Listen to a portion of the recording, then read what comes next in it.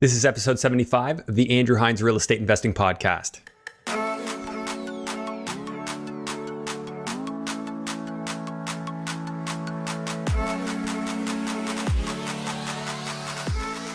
Welcome to episode 75 of the Andrew Hines Real Estate Investing Podcast. Today, I have another great episode for you coming from a gentleman by the name of Rob Chopra. So Rob is a person that I encountered on Instagram not too far back. He's a relatively new investor and he's got an interesting story thus far. His first deal, he actually lost $65,000. And rather than doing what most people would do when something like that happened, he picked himself up, he got the education he needed, he surrounded himself with the people that he needed, and he's absolutely doing a great job of a duplex conversion right now. So what we did is we dove deep into the current project that he's working on, and we got into the fundamentals. We treated it like a case study to see where his profitability is going to be, how much down payment he's going to have, what his cash flow is going to look like. So this is one property located in Welland, Ontario, and it looks like he's going to get about $800 a month in cash flow. And he's also lined up a couple more projects that are going to be happening right after he finishes this one. So Rob basically took failure and used it to his own advantage,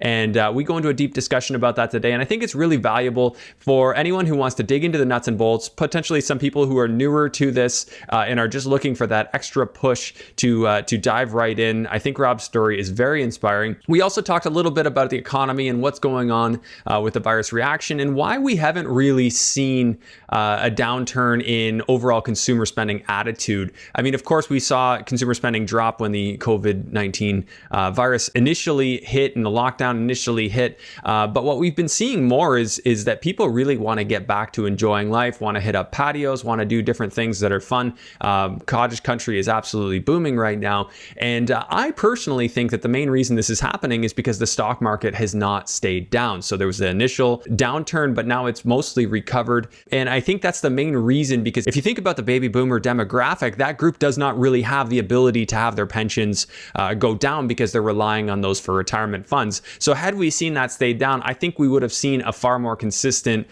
decrease in spending. As of right now, as long as this happens, I think it's actually either at least delaying what might happen or maybe even preventing. Again, it's very hard to know. No matter what, I do think we're in for a boatload of inflation to come out of this. So I definitely want to keep my money as much as reasonably possible in hard assets like real estate or potentially things like gold and silver that are going to hold their value even if our currency does in fact inflate significantly or even worse, potentially collapse. These are things that are possible. And if you look at the history of fiat currencies, currencies that are not backed by anything, not backed by gold, our currency used to be backed by gold, which stops it from inflating.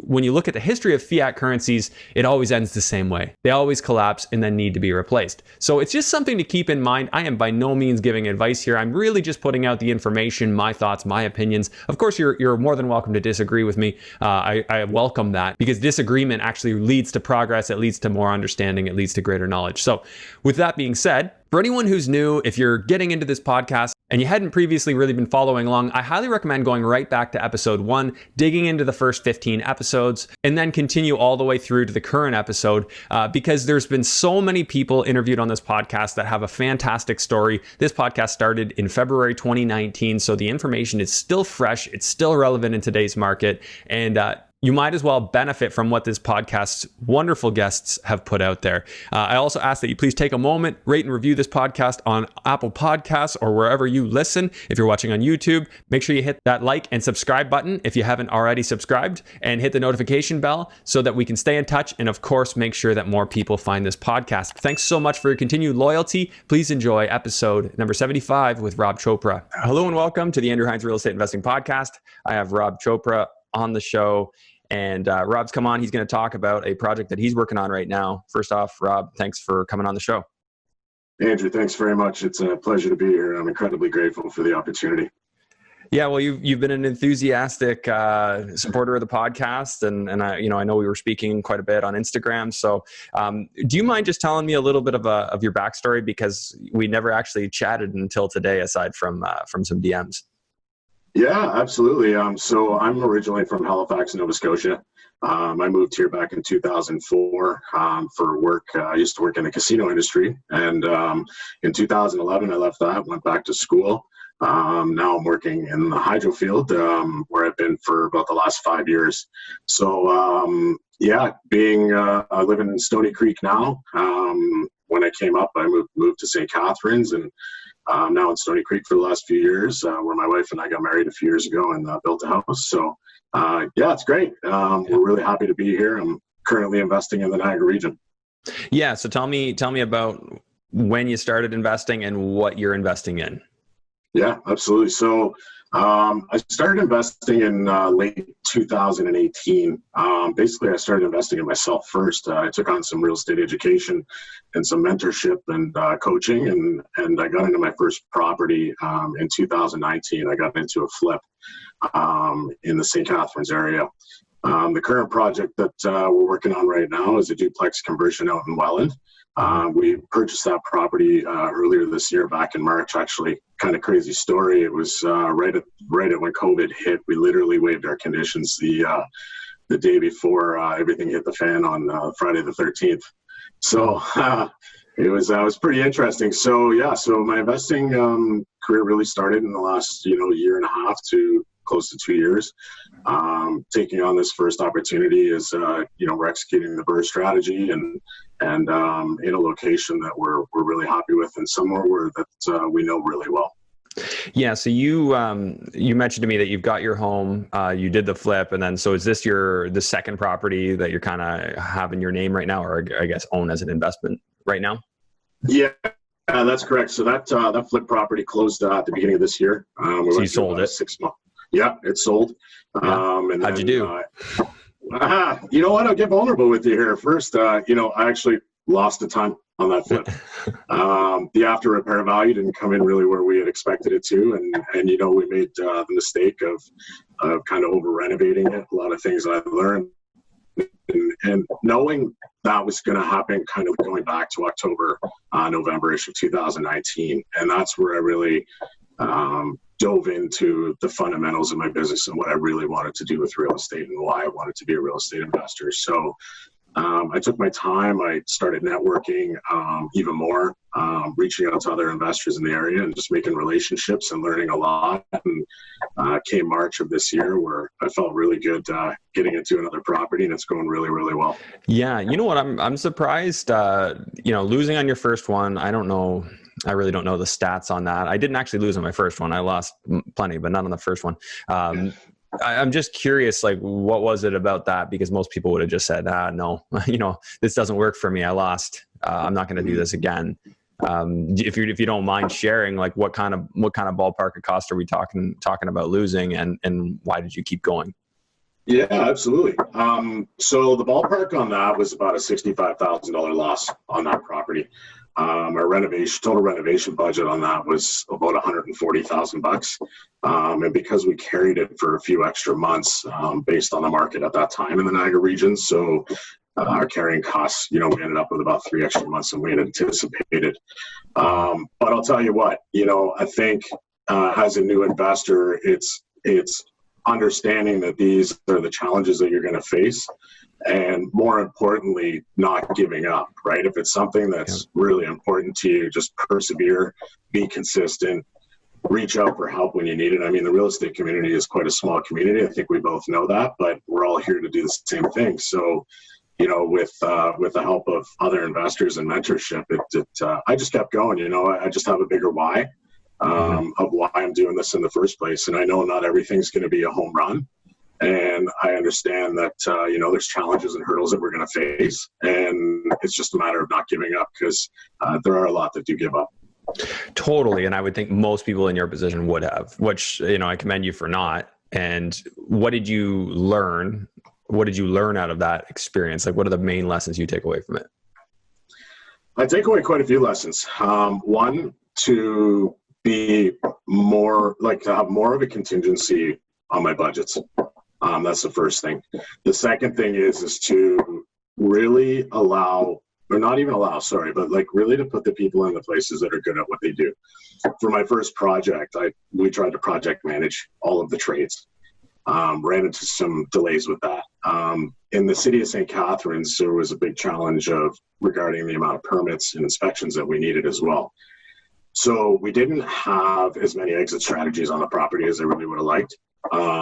So I did learn too about the fact of having multiple exit strategies when going into a property. You know, there's some things to be said for, you know, the duplex conversion requirements by the city of St. Catharines and your square footage that you're allowed versus, you know, a single family home. And so the cash flow perspective of it wasn't going to meet. We weren't going to cash flow the property. We're going to be losing month over month. So I learned a lot out of that, of what it takes to be a very intuitive, attentive investor, and also like when to really reach out. Yeah, that's such a great lesson.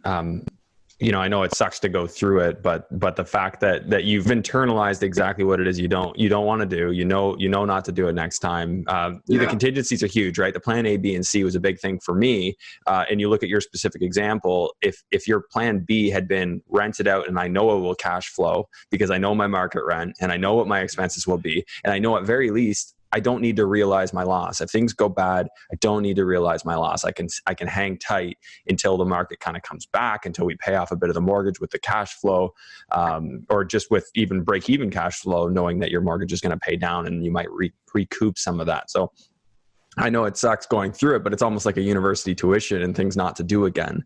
And the way you learn those lessons, you never forget. Yeah, absolutely. I think that's a really good point, Andrew. Like it's you know what, you just have to do quote unquote better, right, the next time. Mm-hmm. And if it's something that's really important to you, that, you know, real estate is something that you want to pursue, I think mm-hmm. if there's a lot to be learned from experiences like that. Hey man, I wouldn't give anything back in the world for that. You know, I learned so much from that project. So it was a great experience. Yeah, that's it sounds like it was one. So you talked about getting into coaching. Give me a little bit of a timeline. You know, what specific coaching you opted into. You don't need to give names. You can if you want.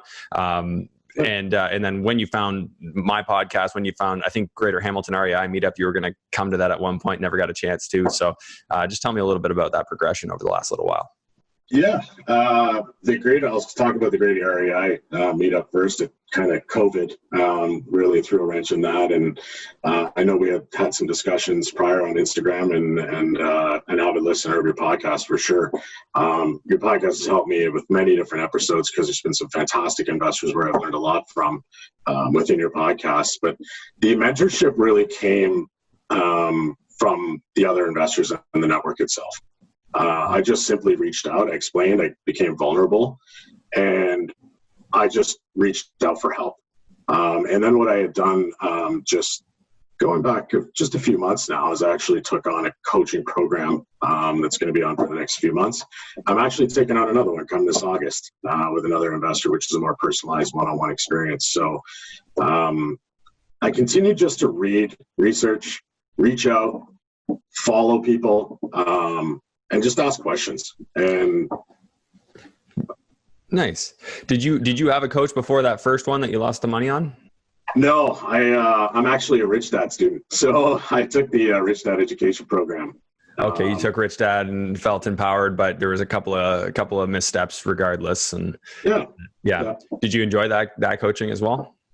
I did. It was, I took a lot out of it. I had a little bit of experience in the real estate side of kind of understanding the fundamentals of real estate investing. One thing I really enjoyed about that course was the creative financing. It really opened my eyes and the contacts that I met through that. Okay, so for private financing and things along those lines? Yeah, that's right. Okay. Yeah. And the thing I'll say is, like, when I see you post off, and, you know, even when we were talking and you've even sent me some numbers, you seem to know your stuff. Like when you're talking, I saw your Instagram videos walking through your property and talking about what you're doing. And I thought, you described what was happening well. You seem to really be into the details of your project, which I'm very much that way. Like, I want to know all the little finer details going on. Not that I want to do the work myself, but by knowing it and understanding it, it's a lot easier to be able to know what makes sense and what doesn't, for pricing, for timing, all those things. There's certain like management trainee programs that some companies have that, like, if you're going to be a manager, they'll actually have you work in production first, just so you understand it. And I think that's so valuable, especially in real estate. like to have, done a little framing yourself, to have done a little bit of work yourself, so you just understand what goes into that stuff, and it'll help you a little bit more along the way. And I know it's not always not obvious, but that's something that I've seen. So why don't we talk a little bit about the current deal, because that's the one I saw you posting on, and and for anyone who is wondering, should I post on social and should I be sharing this stuff? Absolutely, you should, because you might just get asked to be on the podcast and talk about it. But yeah, tell me a little bit about what you're doing there. It's in Welland, right? Yeah, it's in Welland, Ontario. Yeah, and honestly enough, thanks a lot for reaching out regarding that. I do think social media presence and just showing your journey is really, really important. So I definitely recommend it, and that's how I got on this podcast. So I appreciate that, Andrew. So the project is in Welland, Ontario. It's a single-family home that we're converting to a legal duplex. It is in a very respectable area, like somewhere where we found to be a great place to invest in Welland, I should say. So the home is kind of unique in its own way. The home is only about 3.5 years old. We kind of fell upon this property. It was listed on the MLS. I worked with one of my realtors for that project. And so it's about 1,000 square feet, the property itself. It's 2-bedroom up, and downstairs was an existing 1-bedroom unit. Now, where it was already a duplex. HVAC, no, sorry, I shouldn't have said it was a 1-bedroom unit. It was 2+1 bedroom, single family home. Yeah. And at the time, it was currently tenanted by 3 students in the area, and we were able to get vacant possession of the property, which was great. So we took on this project. Like I said, we waived the conditions on the 12th of March, right before Friday the 13th, and then we closed on this property on April 30th. So what we did is this duplex conversion, the upstairs hasn't really been touched. There was kind of like an overhang facing to the front foyer, which we boarded up. And then the basement, we relocated the HVAC and the hot water heater and the HRV unit out to kind of the center of the space. And the basement unit created the 2nd bedroom downstairs. Okay. So you just made the decision to go for a duplex, and just to dumb it down for anybody who hasn't been following for long, why duplex? Just get into the main reasons why we do that. I know we're kind of taking a step back just to kind of simplify it, but why did you want to do that? What did you see, prior to getting into it, was the benefit of doing this? Yeah, it's creating multifamily, right? For me personally, for my business is I want to carry multifamily homes in my portfolio, and having an opportunity to create 2 units within one home for cash flow purposes is really why we took on this project. Mm-hmm. So I guess with the experience of the flip too, realizing the difference in the cash flow numbers was something that came across within this project to say, let's create that legal second unit. The city of Welland is actually quite easy to work with when it comes to permits. And so taking on this, the whole reasons behind the fundamentals of this were, the home is unique in its own way, 3.5 years old, which is pretty nice. It was on a nice size lot, a good community. Creating 2 units, our cash flow numbers looked pretty good based on our after repair value that other investors were getting on refinances in the area. So you did your research, you scouted out what should I be able to get for rent, and what do you think you're going to get for rent when you're all done? Just so we know. Yeah. So about $3,200 gross on the property. So we're looking for $1,800 up and $1,400 down. Once again, speaking with other investors, that's generally the number that they're getting on their units within the area. And that's so that's something that they already are getting. Okay, so that's not speculative. Yeah. That's something they already are getting. I speculated way too much on my flip.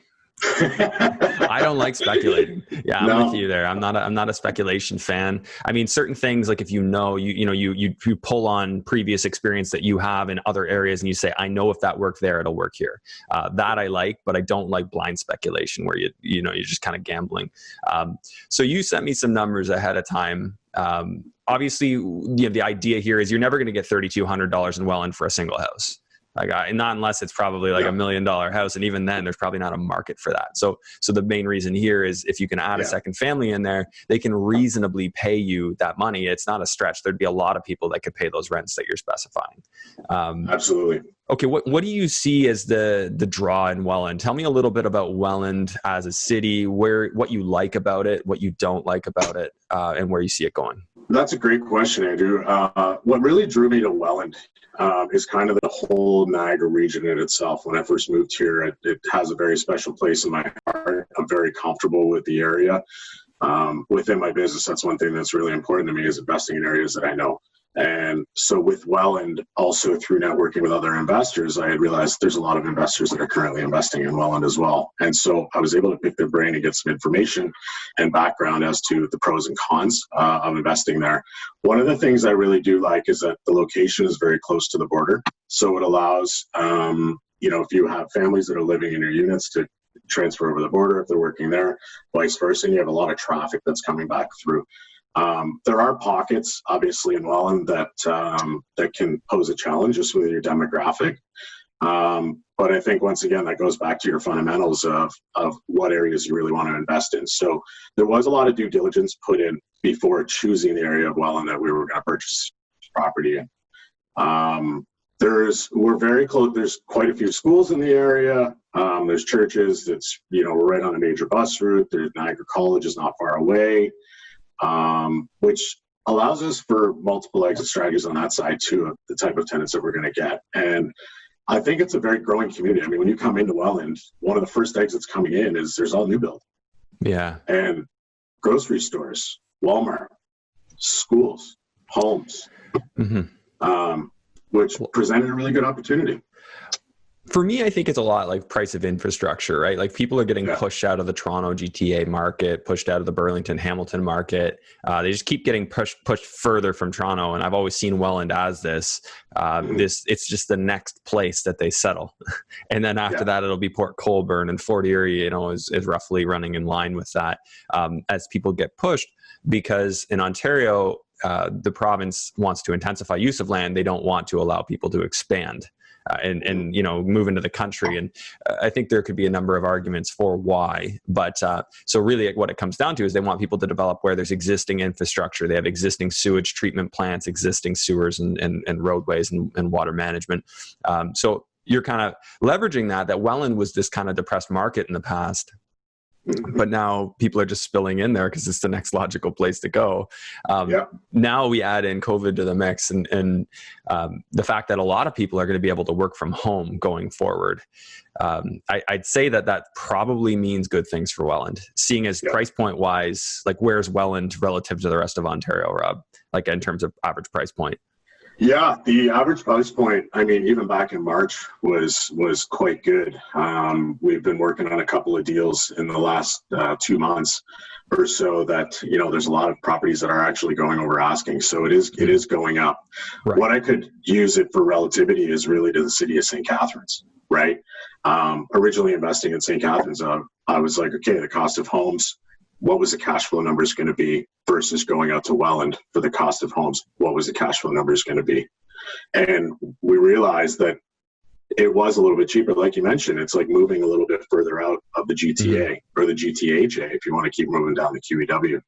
So that was really a deciding factor. There are some multiple offers. There's not a ton of supply on the market currently right now, unless you're into off-market deals. But that was really the driving factor. Your number, it's just numbers driven. Yeah. Well, what I was getting at there is it's low, right? And when I look at the fundamentals of what's happening, and we can break down the current situation with the virus reaction a bit more, but look at these fundamentals, the shift away from working in offices, people are naturally going to flock to areas that are cheaper so their money goes further. And totally. I think that's just a natural human response. So given that Welland, I think you could probably still get the average home for in the 300s there. You're looking about high threes now. Higher threes. Depending on the condition, probably nicer, but your case in point, you bought a new house. Like it was relatively new, 3 years old, you said, I think? 3.5 years old. 415,000 you said you bought it for? That's correct, 415. And funny enough, Andrew, there's one that was just listed recently. It's the same type, I think the same builder, layout similar to, and it's actually listed at 499. Oh wow! And it's right around the corner. And what are you expecting as an after repair value on the one you're working on? So I'm being very, very conservative. I'm going with a $500,000 after repair value on this property after creating a legal duplex. Once again, reason being for especially not assuming is there's other investors that are getting that $500K mark. And at the after repair value based on our renovations, it was like, well, this is kind of a no-brainer. You know, we are leaving a little bit of money in the deal, but I think we're getting a lot out of the property considering the age of it and the low maintenance that it may take on, right? Yeah, I mean, I love the fact that it's newer. You know, that would be something super appealing to me, especially if I wasn't planning on doing any significant work in the upper unit. I want to know that it was modern, you know, ABS, all that stuff. Well, you don't really need to worry about that. You know, it's modern. Hopefully it was built well too. And it looks like it does from your videos.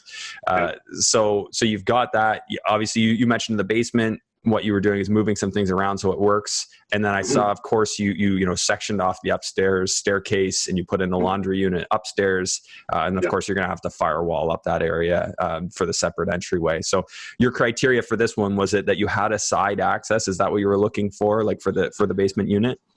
Yeah, so this actually is a rear entrance. So here's the challenge that we faced on this. The house is less than 5 years old, and our original plan on this property was actually to use the main entrance as the entrance for both units. But due to the fact that it's less than 5 years old, we actually can't use the same vestibule or the same space. And that was a hurdle that we faced after the fact. So you didn't know about this before you bought it? You bought it and then figured it out? Yeah, this was one challenge that we really faced. Luckily enough, having said that, because I'm always looking either for side entrances or rear entrances, there is an entrance to the upper unit from the rear. And so we're just building kind of a pathway around the property and then go up in the rear entrance. Again, I loved your videos because you showed that. So you're going to put a concrete sidewalk in there, it sounds like, and that'll be access for the rear unit. Yeah. Yeah. So that's handy. I personally think 500,000 is a silly low number compared to what you see in other markets relative to the cash flow you're talking about. Like a $3,200 a month rent. I think that same rent in Hamilton, you know, you're going to be getting ARVs much over 600. Now, granted, the economics are different. Hamilton's got more going on, and I understand why there would be the adjustment. But for me as an investor, and this is totally just my opinion, areas like this where we can see a logical reason for people to come there, and then also we see really, really affordable price points to get in at. I think there's good future potential there. I really do. Because it's affordable, right? Like, think about how many Canadians just can't really afford the rents that are being charged in Hamilton anymore. What happens when they have to move out? Now, of course, that can lead to, you know, maybe potentially you're getting a mixed demographic of tenant. You haven't had to deal directly with tenants there yet, have you? No, not at this property. And you know, we're actually not even going to go through with property management on this property. It's one thing where we really want to kind of have that decision making of, you know, screening our tenants and choosing, you know, who we're putting in our properties. But yeah, we haven't gone through that. And I wanted to make a point. That's another good point that you made about the Hamilton market versus the Welland market is, you know, the price point is really the deciding factor there. Right. I mean, you're seeing rents maybe in the Hamilton area of, you know, 35 up and down combined gross, and the property's going, you know, 500,000 or mid fives, depending on, let's say, what type of property, bungalow. So you were finding 3,200 a month rent for mid fives in Hamilton? Yeah. Yeah. In discussion with other investors. Yeah. Okay. You know, as a completed duplex. Yeah. Because I know I've heard investors getting appraisals up to 650 on their completed duplex conversions. Yeah, so that's where I'm kind of getting to, right? Is like you're getting a 650 ARV at a purchase price in the 5 to 550. So kind of going back to just why I chose Welland, right? It's just a much cheaper price point. Just an easier entry.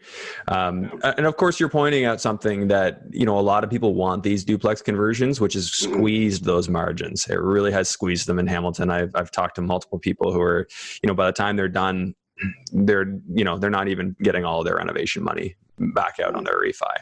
And it's a little tough, right? On one hand, I still see totally the value, because to me, I want to know it's done right. And if I did it myself, you know, if I hired the people and watched the progress and know it was done right, if I'm planning on keeping that long term, I really like that, because I know what's behind those walls and behind those ceilings.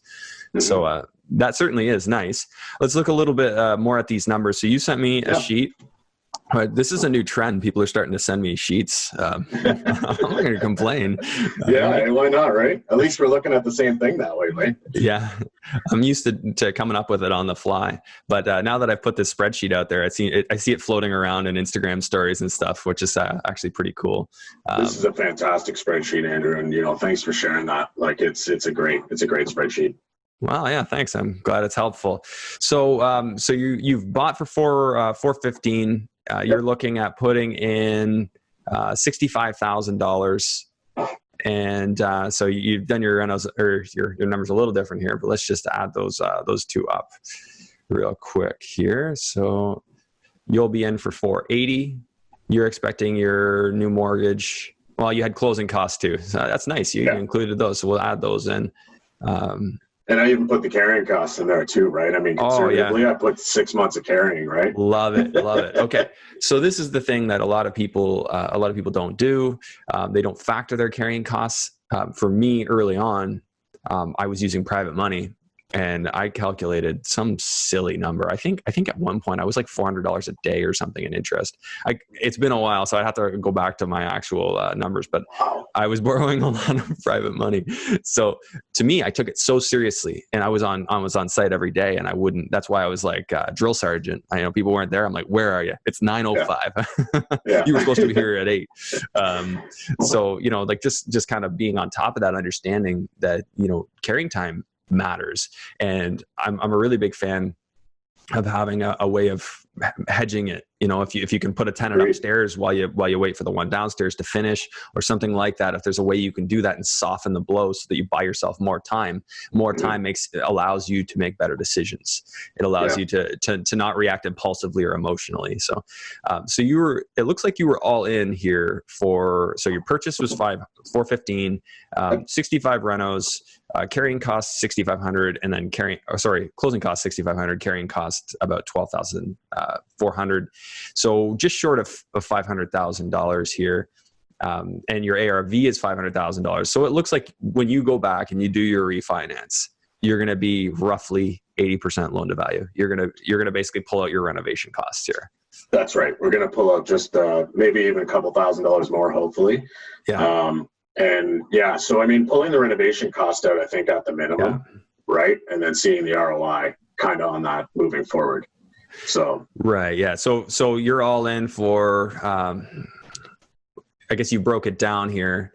You're going to refinance. So originally your numbers, you're thinking, well, I'm in for $83,000 as my down payment, plus the 65, plus the closing cost, plus the carrying cost. So you had 166, but really you're going to refinance a bunch of those out. So you'll be closer. You'll be closer to about 100,000. It looks like you updated this number, so you're in for 100,000 after your refi. Oh, you did all the work for me. I love this. I did it all for you, man. So after the refi, Rob's going to be at a $400,000 mortgage, 30-year amortization. You're figuring 2.94%. So your monthly payment's $1,669.67 on that.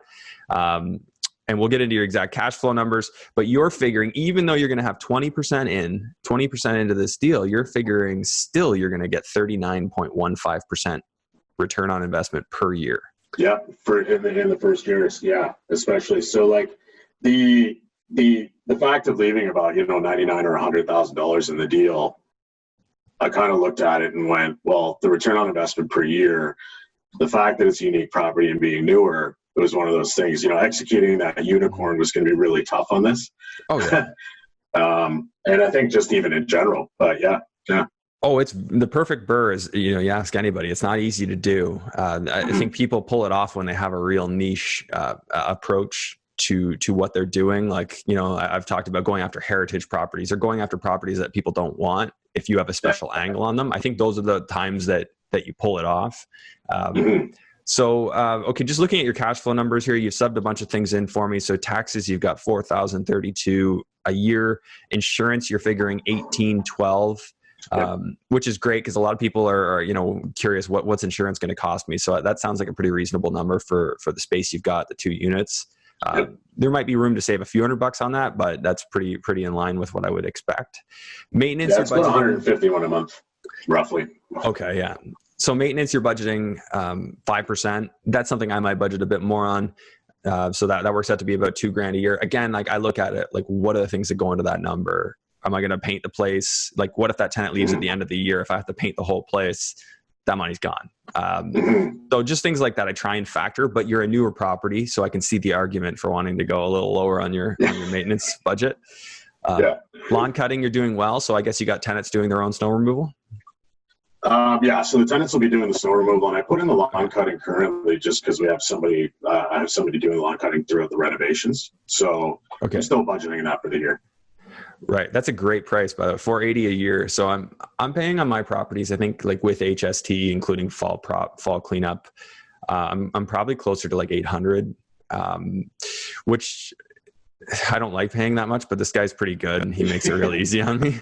There's definitely some areas I could save a bit more. And, in London, if people have really good contacts, of course, I'm all ears. Like I want people that are really helpful and, just get things done. So, but yeah, that's okay. So these numbers look solid.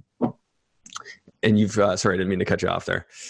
That's okay. I was going to say, when you come down to Welland, I have a contact for you. You got a contact for me. All right. So this is the other reason it's so good to talk to other investors, because you can, even if they're in another area, if you find out they're getting a cheaper deal, then you just, okay, oh, whatever you're doing, I got to be able to recreate that here. It sends me on a mission. So you've got a net cash flow monthly on this property. You're figuring $801. And as I've talked about lately, I'm going to just bring it into my discussion more, the what ifs. And that's what I like to call sensitivity analysis. So performing sensitivity on your assumptions. So, and that's really just, what if I'm wrong about something? What if it actually is more expensive than I think? So even if your maintenance is 10%, you're still $640 cash flow. You're not going to have a roof problem or anything like that on something so new. So, fingers crossed, there's nothing serious happening. Hopefully not. You just rock and roll. Is this a JV? This is, Andrew, it's a JV. Actually, there's 3 of us that have partnered up together on this.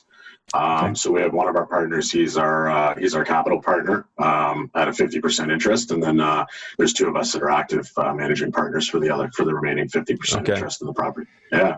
And where'd you meet these people? So actually they're very good friends of mine, and we all work together. Oh, okay. So we've been in discussion about real estate for, quite some time.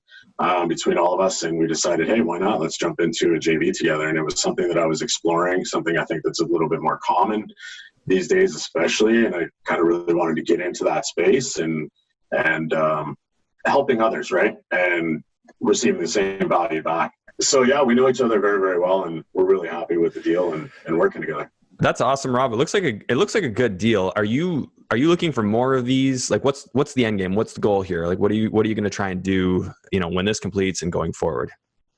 Yeah, I'm definitely looking for more of these. Andrew, funny enough, just earlier this week, we locked up our next 2 projects that we're going to be working on. One's closing on August the 27th, and then we have another one closing the end of September, which is good. So we're kind of trying to, move the team to team. So the goal really is not around number of doors. It's actually around cash flow, and it's around monthly passive income to get me to the end goal. So working with my current partners now, and I'm obviously looking for other partners to work with moving forward and be involved together. So really the end goal is a couple. I think this is speaking a lot to my why, and it's not even really necessarily about the financial freedom and being able to leave my job, but it's actually being able to pass on my knowledge, my experiences, my mentorship, my coaching to others to help newer investors even realize, or any investor, that, this works, right? Real estate investing works. Mm-hmm. It's a great way to income or supplement your income in the long run. And so one of the big things that I want to do by paying that back is I would like to get into mentorship and coaching. And, I look up to a lot of very prominent investors, a lot of which you've interviewed on your podcast. So, it's, I'm just bring it on. But the big thing is just taking my time, right? I'm not in a rush. I'm really trying to plan these projects so that we don't get overwhelmed, so that I don't get into situations where, there might be a lot of capital at risk. Just trying to take advantage of as much as I possibly can and putting things in the right places to alleviate my risk. Yeah. And what's kind of on the topic of risk, like what kind of, I know we've talked about the potential benefit of the COVID effect here, looking at the economy, what might happen, not knowing how Trudeau is going to handle things. What do you see as potential risks coming at you, and how do they affect your business plan? Yeah, I think one of the biggest risks that we might face is with appraisals and after repair values. So I always look at being as conservative as possible because we really don't know what's going to happen with that. I'm not here to time the market and try to figure out when is the best time to invest. I think that's one of the biggest challenges that we're going to face with the upcoming times. The other challenge is tenant turnover, right? I think that there's something to be said about, longer term versus shorter term tenants, how long people are willing to stay. I mean, look, we have to show these units as well upon completion. We're expecting to show them for within the next few weeks. We should be done the first week of August. And so another challenge with that due to COVID is, how many people we're going to be able to take through the house. Mm-hmm. How big of a group are we going to have? The social distancing guidelines. I feel like people are making do. I've seen, real estate seems to have resumed. People are back to, initially when COVID started, you had to have an offer in before you can go see a place. And now you can just go see a place.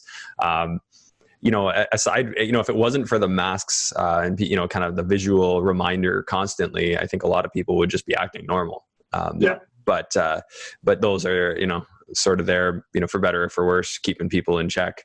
And I think you'll be okay on that front. But I mean, of course, you can increase the reliance on technology. Of course, you can do the video tours. I think it's a great time to start using those virtual tours, using your online integrations the best you can, so that you can really minimize the amount of people that actually see the property. And I had one that I showed through this. I just said no showings until you complete the intro questionnaire. We're going to set one date and one date only, and that's the date. And that actually worked out really well. So if all four showed up, all four wanted it, and one got it. I wanted to comment on this because it's been on my mind, and you can chime in and give me your thoughts here. But I was thinking today about why is it because this is not normal conduct in an economy that's in recession. It's not normal that we're going to see, and we are seeing an increase in spending so quickly. There hasn't been that depressing effect. And I was thinking about it some more, and why is that? And it's because the very odd thing has happened that our stock market has not crashed. Our stock market, had its dip and it came back up, and it doesn't really make sense because corporations initially were not able to sell. Certainly we're going to have effects of this, but I think as long as the stock market's up, it's like it delays what could happen. I don't know if you see it that way or if you have any other thoughts on that. I'll be honest with you on that side. I'm not a huge stock market guy in the perspective of really following the market, but I think one of the challenges that we are facing is the influx of the money that's coming from behind. I mean, we're printing the dollar not backed by much of anything, maybe more so of an opinion, not much backed by a ton of facts, but that's really what's happening here. And having said that, I think that's going to have an effect on the market overall, maybe in the long run. I mean, once again, I don't time the market. I don't try to time the market. I just try to work with the numbers and what's there, because I think in reality, one of the things, about housing is a lot of people say, oh, my house is worth, $750,000. Well, when you sell it, and if you get $750 for it, or when you get it appraised and you do a refinance for $750 on it, versus the way I look at it is, this is what I paid for it. It's a tangible asset, and it cash flows in this current state. And in my opinion, it's worth what it is when I refinance. Yeah. And I think that you kind of even get beyond needing it to be worth a certain number if your cash flow's there, right? That time will take care of you in terms of real estate values. It always does. And the main reason is inflation, because our dollar just keeps becoming worth less and less. And our government keeps tacking on more regulation, more taxation on everything. So the existing things that already exist just go up in value to match what everything else costs. So resale homes, if you own them, they're going to be driven by our new construction, which just keeps getting more and more expensive. expensive. I'd love to see the day where it gets, half as expensive to build. That would be really cool. It'd be incredible. I could build a new home for myself. I really would enjoy that. Just going back to my point with the stock market, I think what I was trying to get at there with it is that I think there's a confidence that people have because a lot of these baby boomers that have no money to lose and they're just about to retire, if their pensions had just shot down to the ground and hadn't come back up, they would have become very conservative in their spending. But because it came back up, we're seeing people spend a lot more. Like people are out. They want to go enjoy the summer now, and they don't want to live like this is recession, which is a nice thing in a lot of ways. I don't know if we're just delaying something. That's the thing. I think this is uncharted territory for a lot of people. Well, and it should be. Like no one's ever been in this situation before. So here's hoping it comes back soon, and we can resume life as it should be. We'll see how it all goes. But where should we send people, Rob, if they want to get in contact with you? Yeah, absolutely. I can be reached on Instagram at rob.chopra. I can be reached by email at rob@modernimageproperties.com. And I'm on Facebook at Rob Chopra, CHOP for Peter, RA. Awesome. And I'll post those in the show notes. And Rob, anything that you would want to share, as a word of wisdom? I know you've actually been through a lot in your short time as a real estate investor. So lay it on us. Yeah. One of the biggest things that I want to share is one, be consistent, but two, be conservative. And don't ever try to make numbers work on an investment. Let the numbers work for themselves. And I think when you surround yourself with people that have experience, have knowledge in the game, and are willing to provide you counsel or coaching, I think, this is a great opportunity for you to grow as an individual. A lot of people say speed to the lead. I like one thing that Corey McKinnon mentioned a little while ago on one of his shows. He said, let the good deals go so that you can take advantage of the great deals. And that really resonated with me. I think that's really important. So my advice would be, don't be in a rush, be conservative, and surround yourself with people that, you can trust and that have your best interests in mind, and go from there. And happy real estate investing. Yeah. Love what you said there. And yeah, it's a marathon, not a sprint. There is no need to go out and pick up 5 properties this year. You can, some people will, but you don't need to. You need to grow responsibly. And I think that's been a nice theme between this episode and the previous episode is responsible growth. And, because we know what happens.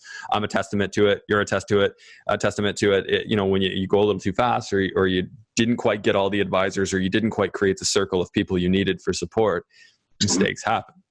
Yeah. And if we can avoid them, obviously we want to. But if we make them, then we learn from them, and their tuition. So either way, I guess you win. Yeah, you totally win. And I mean, once again, it's just, I was kind of shy of reaching out to people. Just reach out. Andrew, that's how you and I met. Yeah. And after this many months, I just literally reached out and was vulnerable and was like, hey, what's your thoughts? Or, hey, I love what you're doing, or whatever. I think more people need to ask more questions. We're all here to do the same thing. Yeah. And there's a lot in the real estate world, and I really appreciate this about you. There's no ego there. You just want to learn. You're very open about that. And I think that people in our community love that. There's a lot of knowledge out there, and people want to share, people want to help. I'm not sure if you've been in touch with Scott Zandbergen, but he's helping a lot of people out Welland area. He knows his stuff, so he'd certainly be able to give you lots of tips. He came to every single Greater Hamilton REI meetup and helped so many people. So, thanks to Scott for doing that, and helping people in that area. That's great. So yeah, it's good that you guys are connected, and it's good that, there's, again, if anyone who's listening to this, we're not hosting the meetups right now, but we do still have the group on Facebook that people still chime in. So you can join that group through the link in the show notes. But I can't wait till the meetups start again. And, there's a big shout out to a lot of investors here that have helped me, and you all know who you are. And I really value those relationships, man. Yeah, no, I value this too. Like the connection from starting the podcast to starting the meetup, and in the sphere of people that are all around in this area, the community is just amazing. Yeah, it really is. It is next level. And there's so many things that people are accomplishing that just wouldn't have been possible if it wasn't for it. So yeah, I'm grateful for it too. And, I'm happy we were able to meet. Rob, keep up what you're doing. It's great. And, I'll be looking forward to seeing how these next couple deals unfold for you. That's fantastic, Andrew. Once again, thanks so much for having me today. And, to everybody else, feel free to reach out anytime. I'm always happy to help.